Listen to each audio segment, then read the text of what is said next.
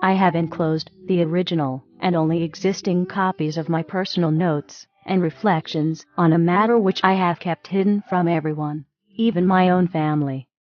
I have also enclosed my copies of typed transcripts created by the stenographer who transcribed all of my interviews with the alien saucer pilot after each interview was finished. I do not have any copies of the tape recordings that were made of my interview reports. No one, until now, knows that I was able to secretly retain copies of the official interview transcripts. Now, I'm entrusting these documents to your discretion to impart to the world in any form or manner you see fit. My only request is that you do so in a way that will not threaten your own life or well-being if possible. If you were to incorporate these notes of my experiences into a work of fiction, such as a novel, the factual nature of the material could be easily dismissed or discredited by any agency for whom national security is used as a personal shield against scrutiny and justice. In so doing, you could disavow any knowledge of their true origin and claim that it is a fictitious work of your imagination. Whoever said that truth is stranger than fiction was right as rain. For most people, all of this will be unbelievable. Unfortunately, beliefs are not a reliable criteria for reality. Also, I am sure that if you were to show these notes to anyone that would prefer physical, economic, or spiritual slavery over freedom, the subject matter contained in them would seem quite objectionable. If you attempted to publish the documents as a matter of factual reporting, in a newspaper or on the evening TV news, they would be rejected out of hand as the work of a kook. The very nature of these documents make them unbelievable and therefore discreditable. Conversely, the release of this information is potentially catastrophic for certain political, religious, and economic vested interests.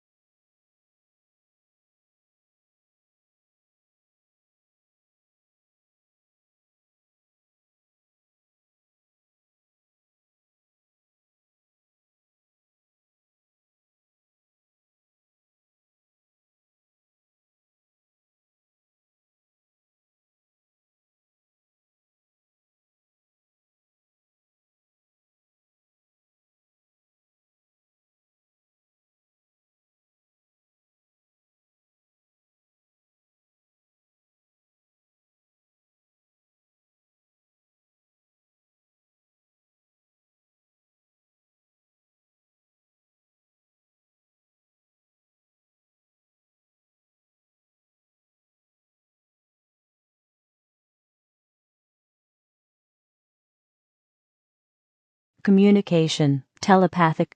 I could perceive images, emotions, and impressions, but it was difficult for me to express these verbally. Once I learned the English language, she was able to focus her thoughts more precisely using symbols and meanings of words I could understand. Learning the English language was done as a favor to me. Alien body type description. I refer to the alien as her. Actually, the being was not sexual in any way, either physiologically or psychologically. She did have a rather strong feminine presence and demeanor. However, in terms of physiology, the being was asexual and had no internal or external reproductive organs. Her body was more like the body of a doll or robot. There were no internal organs, as the body was not constructed of biological cells. It did have a kind of circuit system, or electrical nervous system, that ran throughout the body, but I could not understand how it worked. In stature and appearance, the body was quite short and petite, about 40 inches tall. The head was disproportionately large relative to arms, legs, and torso, which were thin. There were 3 fingers on each of 2 hands and feet, which were somewhat prehensile. The head had no operational nose or mouth or ears. The eyes were quite large. I was never able to determine the exact degree of visual acuity of which the eyes were capable, but but I observed that her sense of sight must have been extremely acute. I think the lenses of the eyes, which were very dark and opaque, may also have been able to detect waves or particles beyond the visual spectrum of light. The domain. The domain is a race or civilization of which Iril, the alien I interviewed, is an officer, pilot, and engineer serving in the Domain Expeditionary Force. The symbol represents the origin and unlimited boundary of the known universe, united and integrated into a vast civilization. Under the control of the domain, Iril is currently stationed at a base in the asteroid belt which she refers to as a space station in the solar system of Earth. First and foremost, Iril is herself. Secondarily, she voluntarily serves as an officer, pilot, and engineer in the Domain Expeditionary Force. In that capacity she has duties and responsibilities, but she is at leave to come and go as she pleases.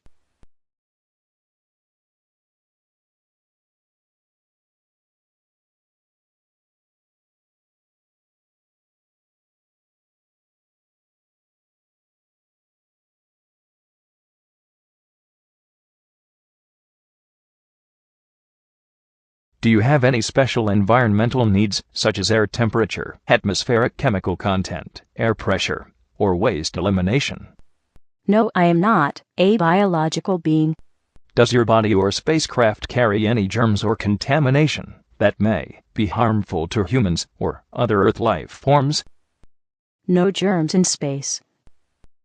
Why did your spacecraft crash? It was struck by an electrical discharge from the atmosphere, which caused us to lose control.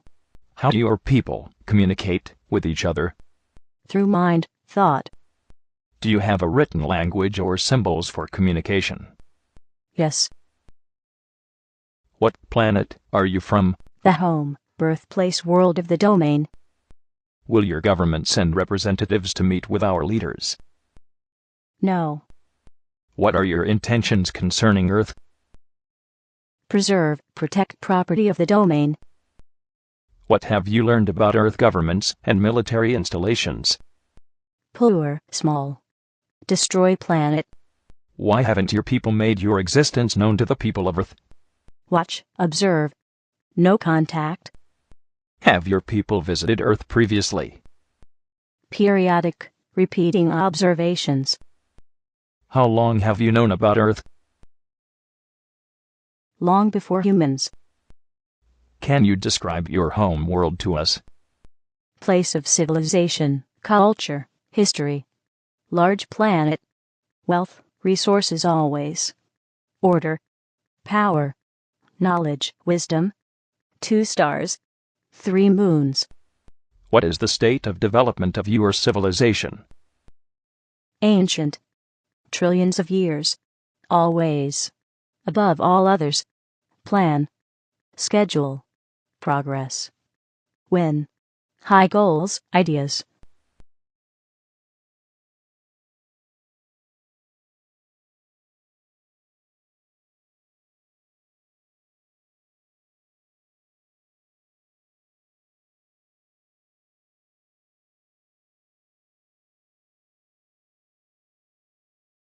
Do you believe in God? We think. It is. Make it continue, always.